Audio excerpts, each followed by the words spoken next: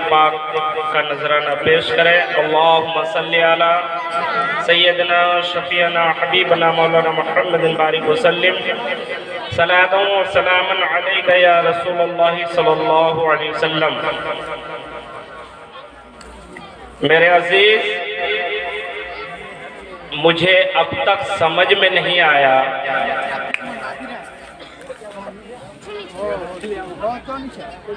कि जो मेन मुकर्रिर हमारे आपके सामने तशरीफ फरमा है, हजरत अल्लामा व मौलाना व मुफ्ती अनवर रजा साहब क़िबला, पता नहीं नकीब इजलास उसको कब पेश करेंगे। देखिए, हम लोग जलसा जुलूस करते हैं, लेकिन जिस इल्म वाले खतीब को हम और आप दूर से बुलाते हैं ताकि हम उनकी जबान से कुछ सुनकर कुछ फैजियाब हो सके, उसको उस वक्त हम स्टेज पर मदू करते हैं, उठाते हैं कि जब कुर्सियों के अलावा कोई नहीं रहता।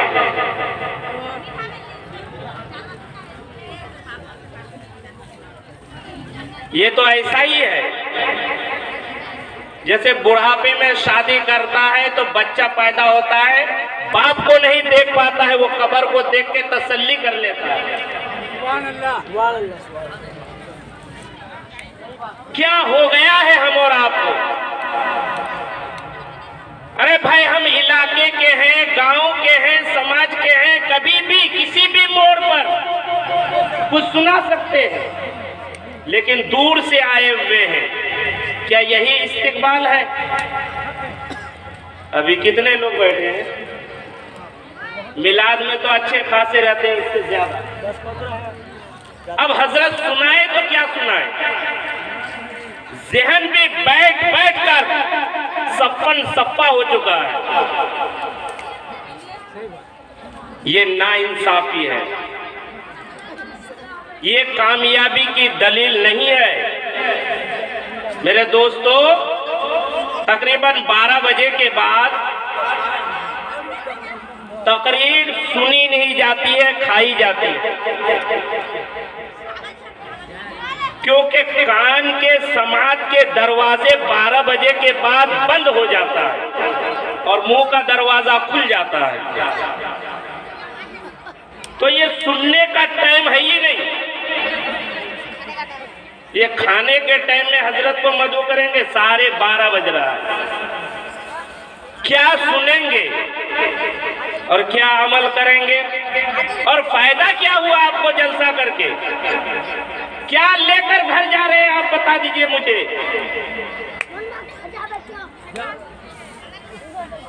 अब तक जो आप बैठे हैं कुछ हासिल किए?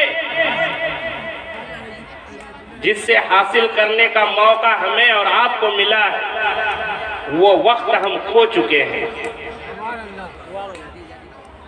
मेरे दोस्तों, तकरीर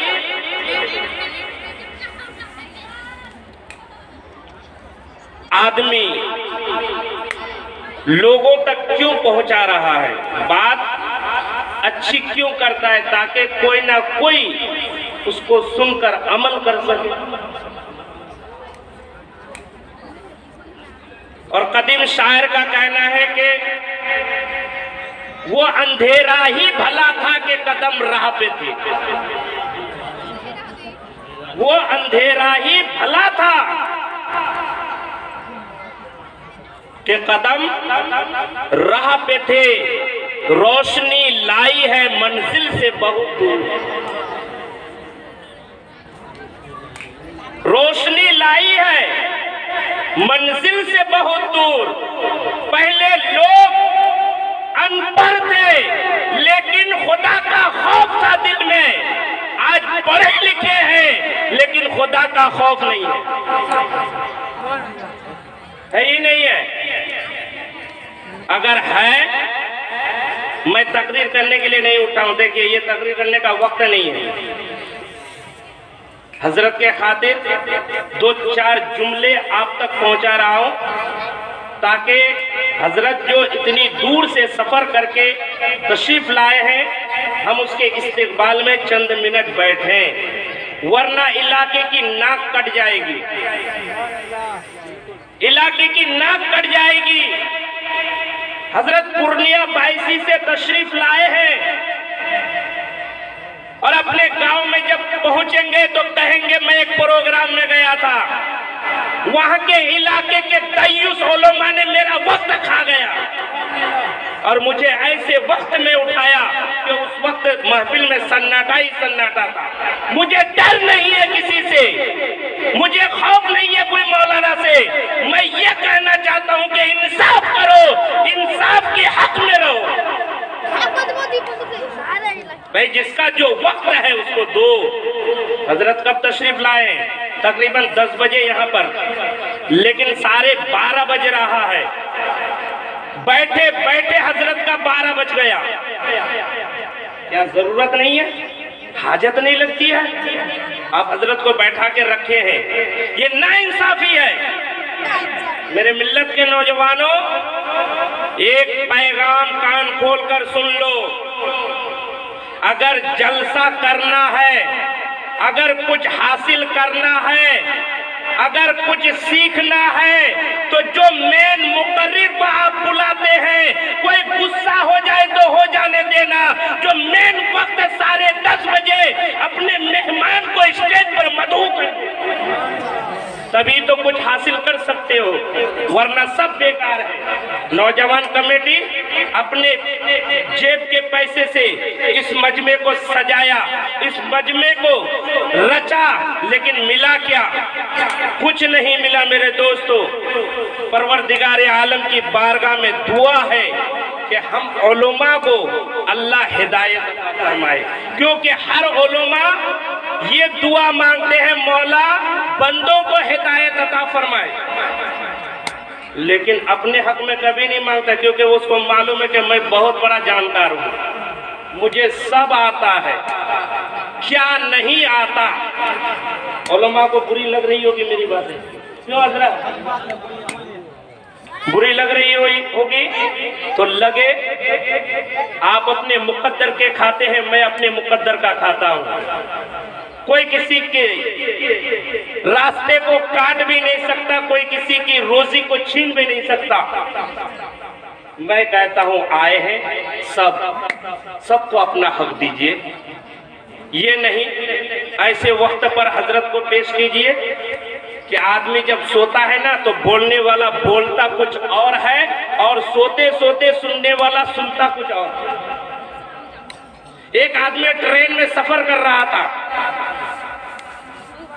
ऊपर के बर्थ में सो रहा था, रेडियो का जमाना था, खबर सुनने वाले ने, नीचे वाले ने रेडियो चालू किया तो रेडियो से खबर आई आकाश पानी दिल्ली है। क्या है? तो वो अनपढ़ था, कभी सफर में गया नहीं था, दिल्ली देखा ही नहीं था। लखनऊ में गाड़ी रुकी थी, रेडियो की आवाज को सुना, समझा कि दिल्ली गाड़ी घुस गई है। अपने सामान को लिया, उतर गया, किसी से पूछा नहीं कौन सा स्टेशन है। रिक्शे वाले से पूछा, भाई मुझे जाना है। रिक्शे वाले ने पूछा कहाँ जाना है? बोले लाल किला देखने के लिए जाना है। कहाँ जाना है? लाल किला देखने के लिए जाना है। और रिक्शे वाले, ऑटो वाले तो होता ही है हराम, कमबख्त बदतमीज देखा कि अच्छा मुर्गा फंसा है। लखनऊ में भूल भुलैया देखने नहीं मांग रहा है, लाल किला देखने के लिए मांग रहा है। अभी दिखा रहा हूं, अभी दिखा रहा हूं। बैठाया अपने रिक्शे पर, इधर उधर से घुमाकर तीसरे चौराहे पे छोड़ दिया। पूछा कहाँ है लाल किला? बोला बहुत दूर है, दूसरा रिक्शा कर लो। दूसरा कर लिया, उसने भी घुमा फिरा कर तीसरे पर छोड़ दिया। जेब का पैसा खत्म। मई जून की गर्मी, एक चेहरे वाला, एक दाढ़ी वाला सामने से आ रहा है और ये पैसा खत्म होने की वजह से अब सवारी नहीं कर पा रहा है, रिक्शा नहीं कर पा रहा है, तो अब पैदल चल रहा है। चलते चलते जिससे पूछ रहा है वही गलत पता बता रहा है, कोई हकीकत से वाकिफ नहीं करता है। अब एक चेहरे वाले को देखकर कलीजा बाग बाग हो गया और सीना कुशादा हो गया और करीब जाकर कहा अस्सलामु अलैकुम। कहा वालेकुम अस्सलाम। कहा भाई पूरा शहर घूमा मैं, कोई सही पता नहीं बताया, आप ही बता दीजिए लाल किला कितनी दूरी पर है। तो उसने जोर से उसके गाल पर तमाचा मारा। बोले कितने दिन से ढूंढ रहे हो? पहले पूरा दिन निकल गया। बोला 1 हफ्ते से ढूंढ रहा हूं, मुझको तो मिला नहीं, तुझे कैसे मिल जाए? वो भी गड़बड़ ही में उतरा, वो भी गड़बड़ ही में उतरा। और मेन उलमा को हम रखे हैं गड़बड़ वक्त में। मेरे दोस्तों, हजरत फरमाएंगे कुछ, हम सुनेंगे कुछ और अमल कर लेंगे कुछ, सब बुनेगा।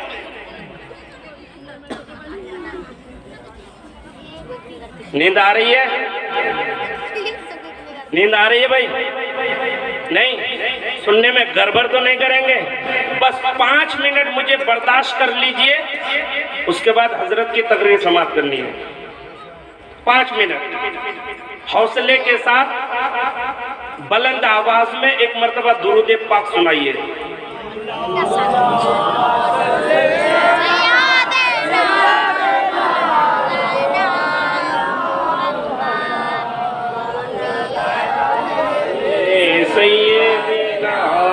मौलाना मोहम्मद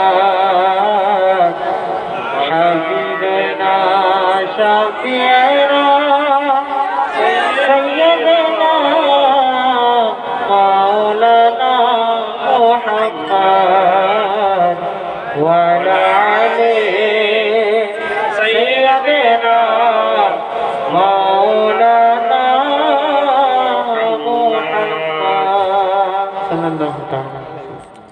चरागों से न पूछो कि बाकी तेल कितना है। चरागों से न पूछो बाकी तेल कितना है, न ही सांसों से पूछो कि बाकी खेल कितना है।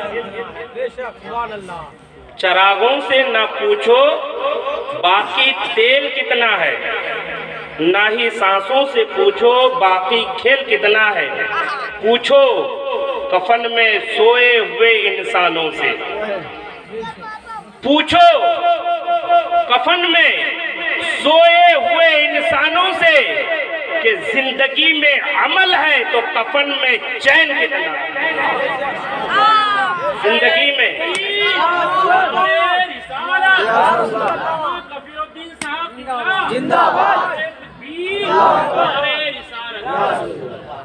बगैर किसी तमहीद के 5 मिनट बर्दाश्त कर लेंगे। कोई तमहीद नहीं, मान लो तकरीर करनी ही नहीं है। अल्लाह रब्बुल इज्जत अपने कलामे बलागत में इरशाद फरमाता है, वअम्मा बिनिअमति रब्बिका फहद्दिस। अपने रब की निअमतों का खूब खूब चर्चा करो। बेशक, सुभान अल्लाह। क्या करो? रब की निअमतों का खूब खूब चर्चा करो। कौन सी नियमत का? धान चावल खाली यही नेमत है? सेब और अंगूर यही नेमत है? नहीं, ये जिस्म बहुत बड़ी नेमत है। ये जिस्म बहुत बड़ी नेमत है। वरना पूछो उससे जो आंख से महरूम है, पूछो उससे जो जबान से महरूम है, पूछो उससे जो कान की समाअत करने से महरूम है, पूछो उससे जिसके पास हाथ नहीं है, पूछो उससे जिसके पास पैर नहीं है। मेरे दोस्तों, दुनिया में कोई चीज मिले या ना मिले, अगर जिस्म सही तो सब सही।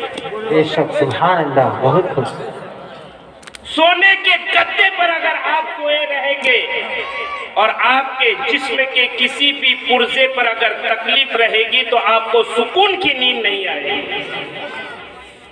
लेकिन अगर फर्शे जमीन पर आप सो जाएं और आपके जिस्म का पार्ट सही सलामत रहे, सुकूत रहे, तो मिट्टी में नींद आ जाएगी। आएगी कि नहीं? इंसान को अल्लाह रब्बुल इज्जत ने बहुत बेहतरीन सूरत में, अच्छी शक्ल में पैदा फरमाया। इंसान की शक्ल जैसी किसी की शक्ल नहीं, किसी की सूरत नहीं, किसी की तस्वीर नहीं, किसी की मूरत नहीं। बस लफ्ज़ इंसान, कितनी चीज से इंसान मुरक्कब है, कई चीज से। उलमा को तकरीर सुनाने के लिए मैं नहीं कर रहा हूँ, समझे? हजरत लोग तो जानते हैं, वो तो सुनाने के लिए आए हैं, सुनना आपको है। इंसान की तख्लीक कई चीज से हुई? 4 चीज से। कई चीज से? 4 चीज से। और आज के मानने वाले भी इसी 4 चीज को बहुत पावरफुल समझते हैं। मैं एक लफ्ज कहना चाहता हूं, हमारे इस दौर में और कोई नबी नहीं आएगा। जो काम अल्लाह नबियों से लेता था, आज वो काम वलियों और उलमा से ले रहा है। उलमा से। इंसान की तख्लीक 4 चीज से, अनासिर अरबा। और मुशरिक भी उस 4 चीज को पावरफुल मानता है। बस ये 2 जुमला सुन लीजिए।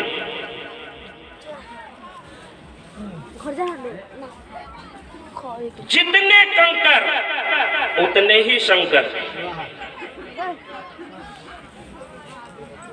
पानी के अंदर बाहों की सलाहियत है, उसको भी मान लिया। आग के अंदर जलाने की खासियत है, उसको भी माना। मिट्टी के अंदर दबोचने की सलाहियत है, उसको भी मान लिया। हवा के अंदर उड़ाकर ले जाने की सलाहियत है, उसको भी मानना है कि नहीं? जिसको देखा उसी को माना। लेकिन हम इंसान किसको मान रहे हैं? एक को, वहदहु ला शरीक, एक अल्लाह को। और उसी अल्लाह रब्बुल इज्जत ने हमारी पैदाइश उन 4 चीजों से फरमाया। मिट्टी, आग, हवा, पानी। कैसे? 4 चीज। आग ज्यादा ताकत रखती है या इंसान? हवा ज्यादा ताकत रखती है या इंसान? मिट्टी ज्यादा ताकत रखती है या इंसान? पानी के अंदर ज्यादा सलाहियत है या इंसान के अंदर? हमारे अंदर भी वो 4 चीज है और हमारे बाहर भी 4 चीज है। पानी, मिट्टी, हवा, आग। अब दोनों का मुकाबला देखें। पूछें, ए आग, क्या तुम मुझसे ज्यादा ताकतवर हो? क्या मुझसे ज्यादा सलाहियत रखते हो? क्या मुझसे ज्यादा पावरफुल हो? अगर कहे कि हाँ, तो इंसान बढ़कर हिस्सा लेता है और कहता है घबरा मत, तुम्हारे अंदर अगर जलाने की सलाहियत है तो हमारे अंदर तुमको गुल करने, खामोश करने की। हम चाहे तो तुम्हें लगा सकते हैं और चाहे तो बुझा सकते हैं और चाहे तो माचिस की तिल्ली बनाकर अपने जेब में भी रख सकते हैं। तो तू ताकतवर नहीं, ताकतवर मैं। तुम्हारे अंदर सलाहियत नहीं, सलाहियत मेरे अंदर। हवा से पूछे, ए हवा, तू ताकतवर ज्यादा या मैं? तू ताकतवर ज्यादा या इंसान? अगर वो कहे कि मैं ज्यादा ताकतवर, मैं अगर अपने जिद पर आ जाऊं तो बड़े से बड़े पेड़ को उखाड़ कर फेंक दूं, अच्छे से अच्छे मकान